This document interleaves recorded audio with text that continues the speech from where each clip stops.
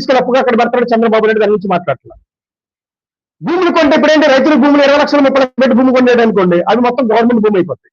Government భూమి అనుకోండి, చంద్రబాబు నాయుడు ఇల్లు కట్టుకోవడానికి ఉండదు, నారాయణ ఇల్లు కట్టుకోవడానికి ఉండదు, లేకపోతే ఎవరు పడితే ఎవరు వచ్చి ఇల్లు కట్టుకోవడానికి ఉండదు. ఎందుకంటే గవర్నమెంట్ ల్యాండ్ కాబట్టి రేపు తర్వాత వచ్చే గవర్నమెంట్ అవి లాక్కుంటాయి. ప్రైవేట్ వ్యక్తుల భూములు లాక్కోవడానికి ఉండవు కదా.